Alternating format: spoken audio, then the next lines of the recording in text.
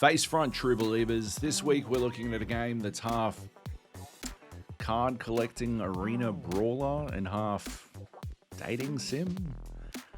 It's Marvel's Midnight Suns. Let's take a look at the reviews. With 61 reviews on Metacritic and 49 on OpenCritic, Marvel's Midnight Suns is being received pretty well. It's got an 83 on both MC and from the top critics of OC, and it's got a whopping 91% recommended from OpenCritic's recommended percentage system. That's pretty great. And yet I already know beforehand, before I even jump into the game, that it's not really a game for me. We've been talking about it for the last couple of weeks on the GA podcast, and my co-host Luke has played 20-25 hours of it. And what he's described to me is not something that appeals to me, anyway.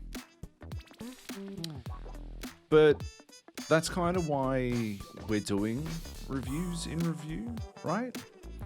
Because there's something to being able to read a bunch of reviews and get a sense of a game. You know, it's not, you don't necessarily have the opportunity to sit there and talk to your best friend about a game that's not yet out, but they've already played for 5 hours. And obviously, you know, you could listen to the podcast, but what makes reviews in review great is, and the entire genesis of the idea was to give you sort of an understanding of how you can sort of read reviews and get an idea of that sort of thing yourself, you know, without me. Obviously, you know, you'd still come and click on the link and watch the video, or at least let it play in the background while you're doing other things, because otherwise I don't get the views. But yeah, like that's the juice of the idea here. You know, it's about growing how we read reviews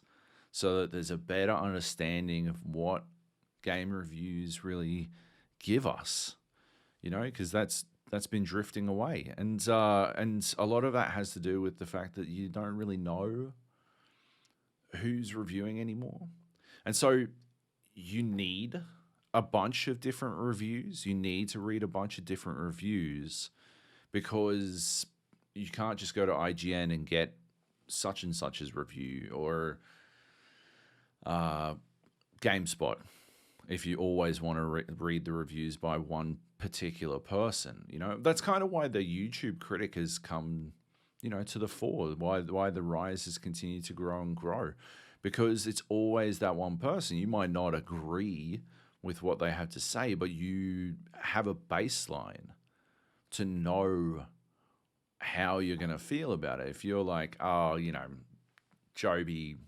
the famous YouTube reviewer that everyone hates, he always doesn't like it when games are filled with microtransactions. So maybe, and I love microtransactions, so maybe I'll, you know, discount what he has to say about NBA 2K23, right?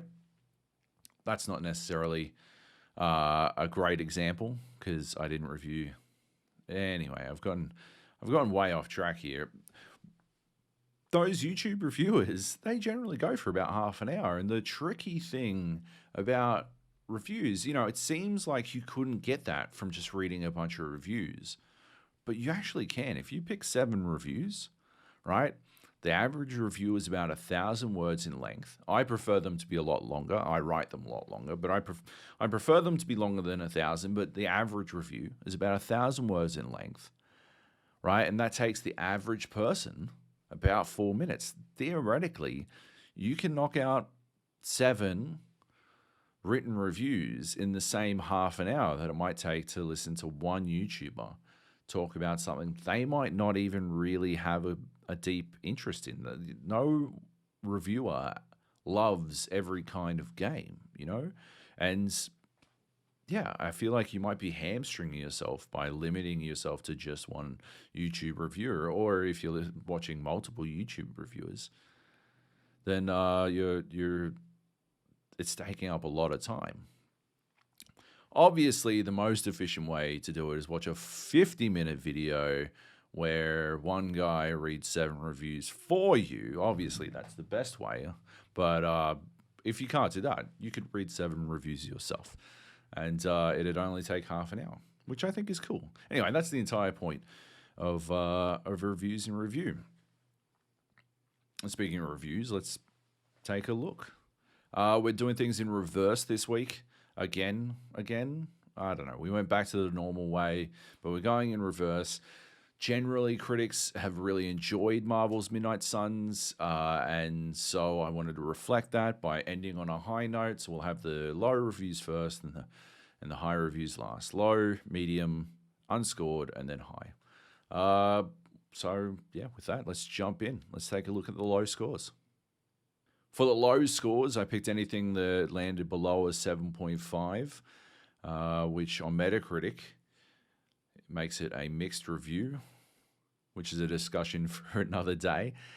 We had 6 to pick from, and we landed on 2 and 4. Our first one is from Press Start Australia. It was written by Brodie Gibbons, and they gave it a 6.5. Marvel Midnight Suns is, by and large, an unfulfilling superhero title that is only as endurable as it is, courtesy of how great Firaxis are at what they do. There's a lot of heroes and just as many hollow hellos between them that makes me wish all of the story's character drama was checked at the door for more of what Midnight Suns does well. A lot of heroes and hollow hellos is such a musical sentence. I really like that. I liked it a lot. I get the feeling that Brodie didn't like the part of this game that I suspect I wouldn't like either, the talking to people part. It's one of those crazy things where it always comes down to the writing, like if the writing doesn't land, then and there's a lot of it, it can be really difficult to swallow as an experience. Anyway, let's take a look at a paragraph from the review.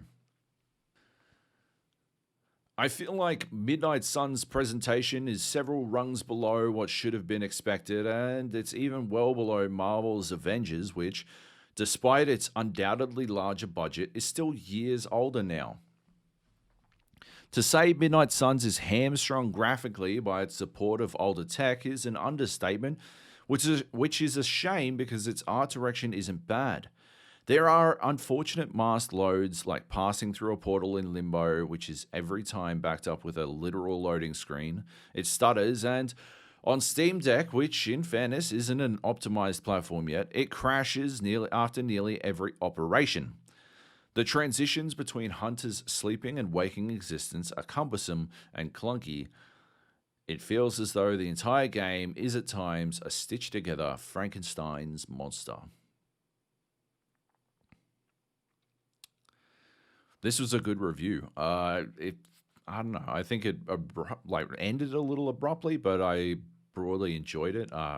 There's some really good sentences. It's like a prima ballerina with its phrase turning. I grabbed this paragraph because the mention of the Steam Deck I found very interesting because, it's new tech and it's exciting, and you'd want to be able to play anything and everything you could on it.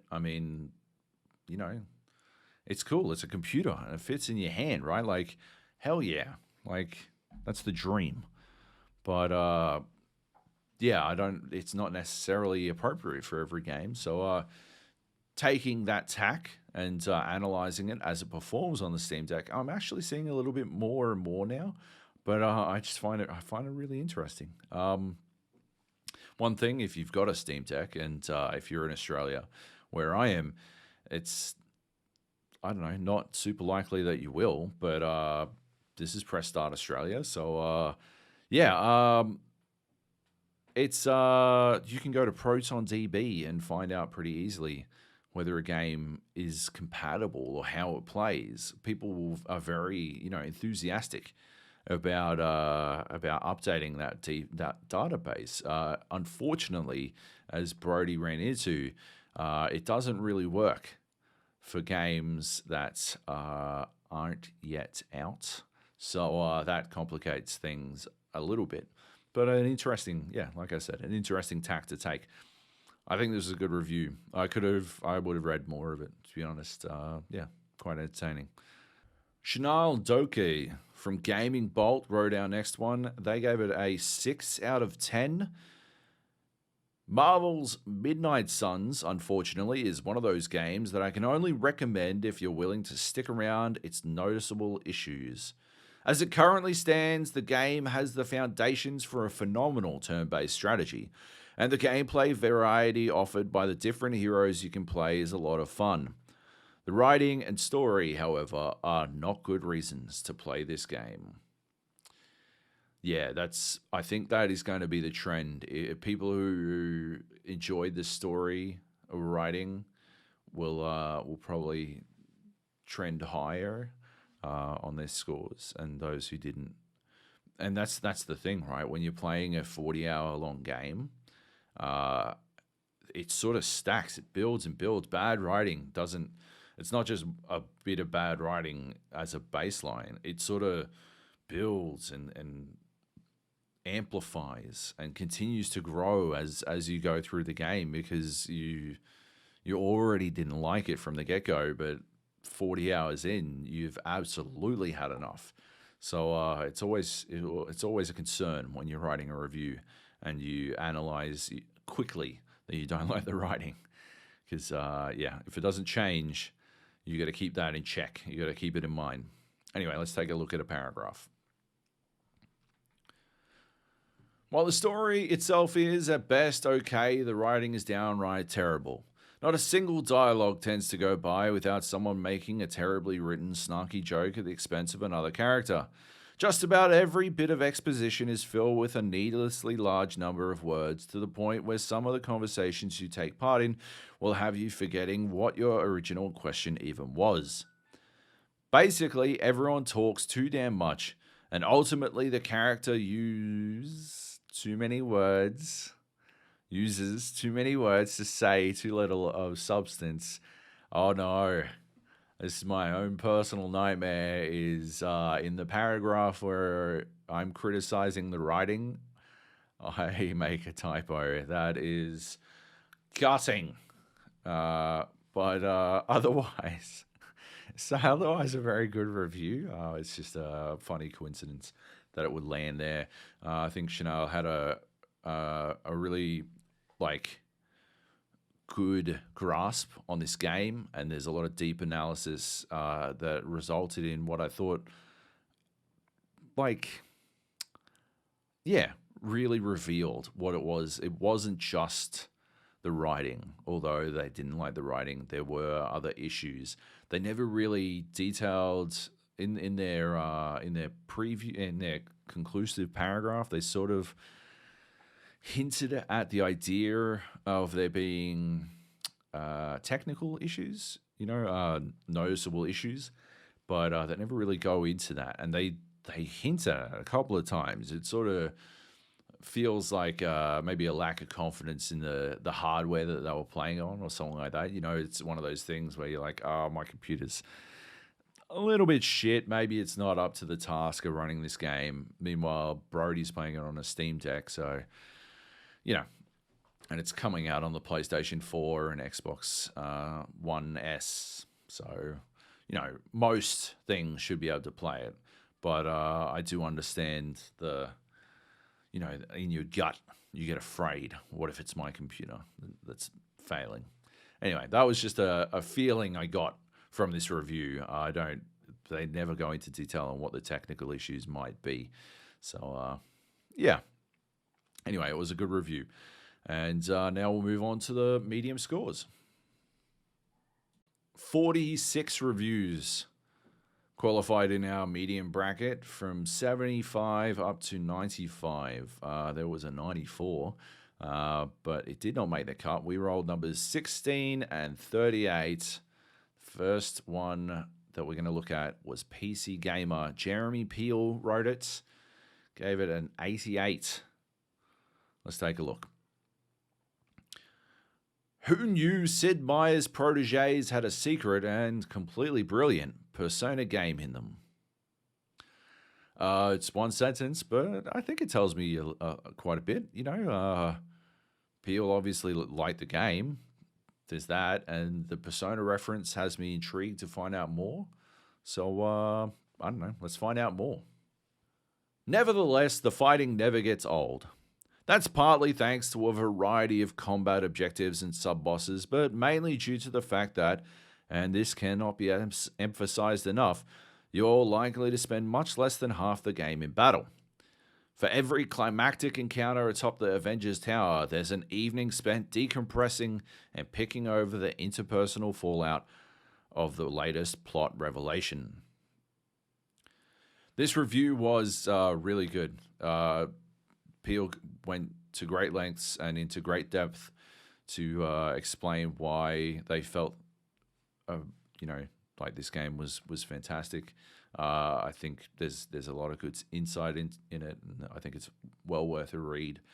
But I picked this paragraph because it sort of cements to me that it's not.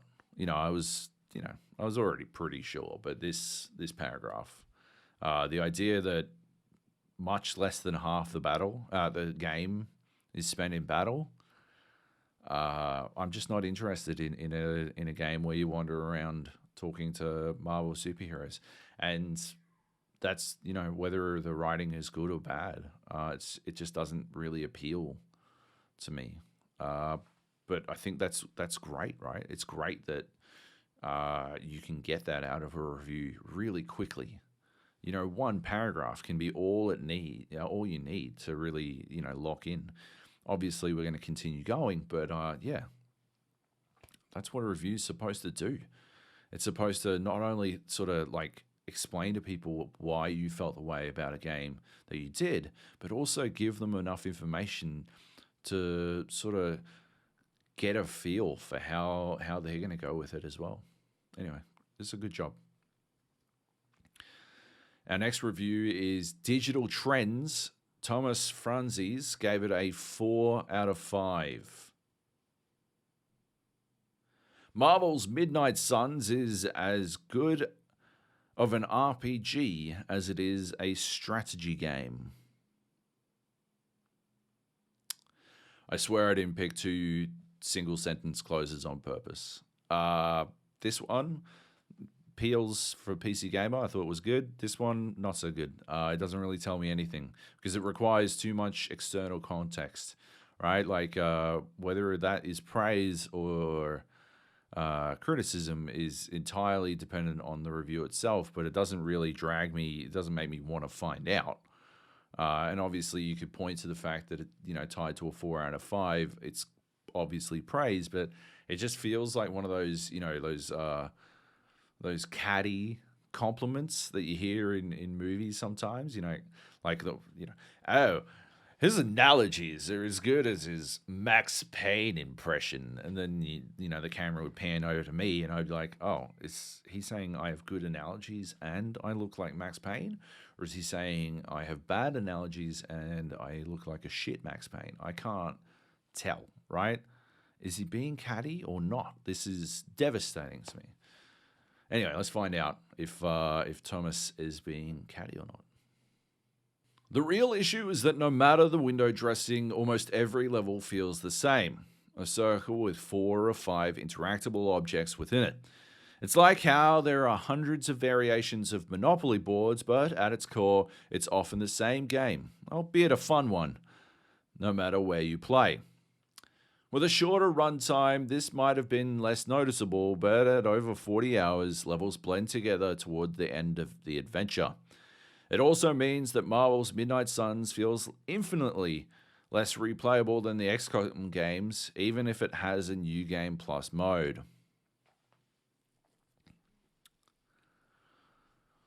So you won't see this in this paragraph, but this review did one of my favorite things. One of the things that I really like to do in reviews, which is it made jokes out of the subheaders, made gags in the subheaders. People really don't like it when you make gags in reviews, but I just there's joy in writing, and it can be a lot of fun to.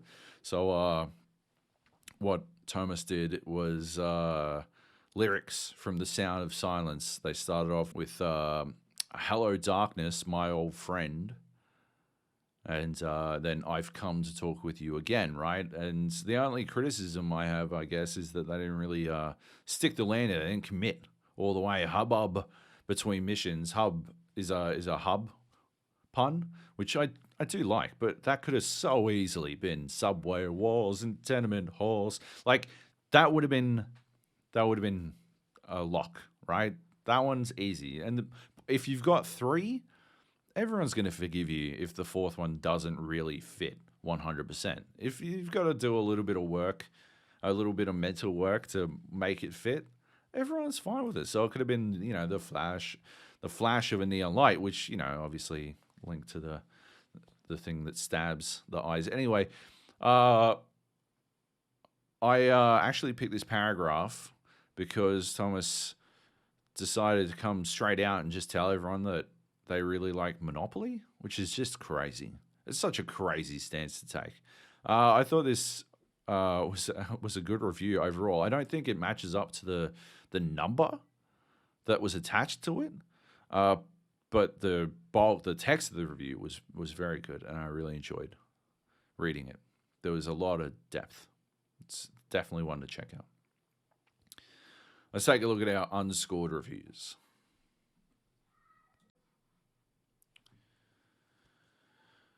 There were 4 unscored reviews, and we rolled a 4, which landed us with Vice. Rob Zacny wrote this review. Let's take a squiz.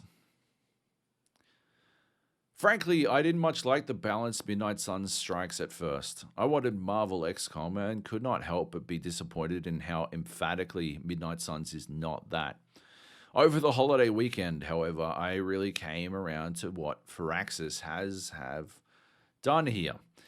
It's a much more relaxing and less demanding game than XCOM. It's not easy to be clear. It does not fall into the Fire Emblem 3 Houses trap of making combat so trivial that it mostly interrupts the socializing you're there to do. But it is forgiving. If you win a battle, even if you win it in an ugly and inefficient fashion, everyone will be okay and the game will go on. Everyone will get back to the Abbey, and once they're there, they'll go right back to their friendly and not so friendly bickering at the end of the world. I'm specifically not trying to edit reviews in review, but I think this is actually pretty interesting. The has-have typo that we have here is a result of the clash between whether Firaxis is singular or plural. Companies are always singular. So Firaxis, what Firaxis has done here is correct, and have is not. Now you know. Now you know that for next time. Yeah, I'm interested. I think the angle of I came around to this game is a really interesting one because it's I don't know. It's alluring to find out what it was that really dragged them in, that got them wanting to play more of it when they bounced off it initially. So let's see if it pans out in the review itself. Here's a paragraph. It can get pretty hairy during battles as the numbers of enemies you face are overwhelming, especially if you're trying to complete the other objectives like preventing a Hydra agent's escape or to recover magical artifacts to use back at base. However, I would not say it ever feels as satisfying or as tense as XCOM. The task of keeping all your heroes on their feet and dealing with constant enemy reinforcements can be demanding and absorbing, but I never quite felt that engaged by my hero abilities themselves. So many cards just feel like a slightly different flavor of a few basic actions, tweaked to be more thematically appropriate for the different superheroes. That's less true of their higher level abilities, as you might expect, and there's probably only so many ways you can make basic taunt, heal, or stun actions feel special, but I can't help but feel a lot of the cards feel a bit generic, which can make the action feel generic as well. Seeing past the flash of the actions to see that they're sort of just this, different names for the same basic functions, I think that's really good insight. That we don't see a lot of. Yeah, I think they did a good job of basically laying out that the combat didn't really work for them. I don't know if they ever really sell me on the idea of why they came around. It's very obvious from the text that they enjoyed this game. I think maybe they just never wrote in the part where they weren't feeling it at first, or they didn't. It's kind of touched on, but not really. It feels more like they just came, they came to understand that Midnight Suns isn't really about the combat, and they made the leap to, they met Firaxis halfway to appreciate the game for what it was. I think that's good. Let's take a look at the high scores. Change things up a little bit. We no longer restrict ourselves only to the tippy top of the scores and gave ourselves a little bit of a range. So anything above a 95, anything of 95 or above, I should say, was considered a high score. That gave us 5 scores to pick from, and we rolled a 1 and a 4. The 1 was GamesHub. Leah J. Williams gave 5 stars, and here's their closing paragraph. While its ideas may be supernaturally charged and inspired by one of the strangest periods in Marvel Comics, it remains grounded and personal, imbuing its excellent tactical combat with high emotions and stakes. In dark times, light can still shine. And in Marvel's Midnight Suns, you and your team of heroes are that light. Well, excellent tactical combat and high emotions and stakes. I think it's pretty clear from this paragraph that it's a 5-star review. So, why don't we see if it pans out through the rest of the review. Taking your fellow hero for a walk through the woods can lead to passive ability gains and new special item cards to be deployed when you need them most. Combo moves between characters are also unlocked by dialogue, allowing for extremely damaging techniques on the battlefield. There's a real sense of pride that comes from all of this. You can see the tangible results of the companionship you have with your favorite heroes during combat, making it far more devastating when they get knocked out or attacked. You helped build their abilities. You built up their strength. The heroes live and die by your efforts, and combat feels supremely personal and impactful as a result.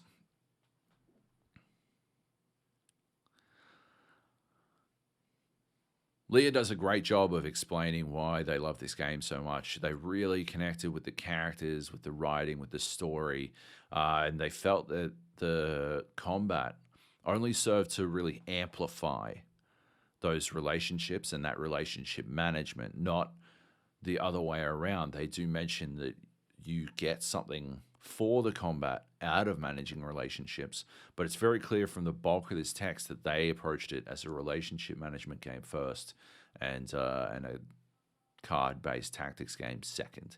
And that seems like it might have actually been the best way to go at playing this game and getting the most out of it, because it seems like, this is the only review of the ones that I read that took that approach, and they had the most fun with it, it seems. So, yeah, that's an interesting point of view, I think. It can be tricky to know how to approach a game or how to take a game, because often you just get a code and you install it, and yeah, if the marketing told you it was one thing and the opening tutorials tell you it's another, and the trailers, never really go into details. The trailers are showing flashy combat or whatever, because that's the interesting thing. That's the stuff that goes in trailers, right? There's a chance that you, as a player, might get led to the wrong conclusion. And I think it's really good that Leah avoided that and wrote a review that pitches it as I think it's supposed to be. So, good review. Cultured Vultures got Jimmy Donnellan to review it for them, and Jimmy gave it a 9.5. Let's have a look. A supremely dense hybrid of many different genres and styles, Marvel's Midnight Suns is an absolute smashing time and one of 2022's best. Absolutely smashing is an absolutely smashing way to describe anything. I love it. I don't know how many different genres and styles there are based on the other reviews that I've read. Not many. I don't know if I'd use the word many to describe it, but yeah, it sounds like they really liked it, and I'm fully expecting a very positive review. Let's take a look. Speaking of dialogue, there's a quite frankly staggering, almost absurd amount of it here. And it's not just limited to direct conversations. Every single member of the team usually has something to say in the background about how a mission went, what they think of the situation, what they like and dislike, and so much more. Members of the team also have lengthy conversations with each other independent of you, often filled with Marvel-themed Easter eggs. If you thought Hades' 21,000 voice lines were a lot, Midnight Suns' 65,000 lines of voice dialogue blows it out of the water. This review, Jimmy took the approach of a Marvel fan first, it seemed like, and a card or tactics-based game second. And so it's a very high-level review when it comes to the specifics of the combat and the gameplay. It's sort of, I don't know, like a very accessibility-focused review, and I think that's actually a very good thing. Again, like Leah, this was a situation where I think that's what Marvel's Midnight Suns was actually going for. You know, something very anyone can really pick up and play and get into, and you know, it sort of carried out and played that way as a result. You know, like if you approach it from that angle, then you'll enjoy what you get out of it. I do want to flag that comparing Marvel's Midnight Suns, ostensibly a AAA game with Marvel backing, to Hades, which is an indie game, feels like an unfair point of comparison, but it's not really that big a deal. I just thought it was such an odd game to pick, because yeah, like I don't know, Hades costs $25. And you know, obviously, you're not paying a fraction of a cent per voice line or anything like that. But yeah, it's just weird. Anyway, this review nailed its score, nailed its tone and the text, the conclusion, all of it married up together. I didn't really get many different genres and styles. They worked towards it, but I never got it out of it. But it was a very detailed review with a lot of good analysis. Yeah, I think they did a good job. Let's jump over to the conclusion. I think you can always tell when a game is making people feel strongly in one way or another, because the reviews reflect that. And that's what's happening here with Midnight Suns. While we didn't get anything lower than a 6, the reviews for those 6s felt very strongly that they did not like it. And I think they were couching their review in the knowledge that it didn't really work for them, which is always like a matter of personal style. On the other hand, the people who really liked it, you know, there's so much passion. We had a lot, like what I liked about this episode is that we had a lot of really good reviews. There's a lot of deep analysis, and I think it's helpful that it appears that Marvel's Midnight Suns is a very deep game, and so there is a lot to analyze.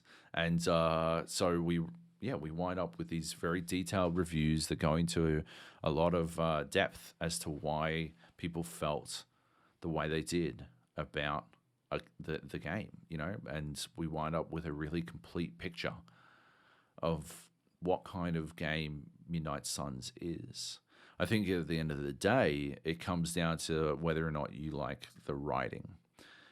If you didn't like the writing, it's got to be difficult to enjoy the game, right? Because it seems like the bulk of the game is the writing. That's the essence. That's what Midnight Suns really is all about. And it almost doesn't matter if you like the combat or not. You know, the arenas get repetitive, or the moves are sort of just different names for the same thing, or anything like that. It almost doesn't matter. As long as you connect with the writing, you'll eventually come around on it. And it's always so tricky to really nail for game devs, because writing is sort of the redheaded stepchild of the games industry. There are some fantastic writers, like putting amazing stuff into games, but it's sort of tricky because writing has to. There's so much other stuff going on in a game, and so often writing is sort of used as a crutch, you know, or worse, it's the coaster that you fold up and stuff under a bar stool that is sort of wobbling, right? Like, and if your bar stool's wobbling, now it's not, right? And writing is supposed to do that, and yeah, it's not always the writing's fault that it's bad. It's sort of just not a priority the way other things are. So and everything's subjective, whether or not, but writing is more subjective than a lot of stuff, and whether or not I connect with something or you connect with something is completely incidental to the thing's existence, you know. I don't know if that made sense, but hey, what am I, a writer? No, I review reviews on YouTube. That's what I do. That's who I am. Anyway, make sure you read all of the reviews. They'll be listed down below. Hit like, hit subscribe. If you're watching this on a playlist, go to the top of the playlist and watch them all again to give me one more set of views. No, I'm kidding. Don't let YouTube hear me say that. Yeah, go check out the GamesHub.com. Our podcast, we'll be talking about Midnight Suns some more, or I'm sure Luke will. I won't be. I haven't played it, but yeah, check that out. Next week we're going to do Callisto Protocol, and yeah, thanks for watching. Stay safe. Love you. Bye.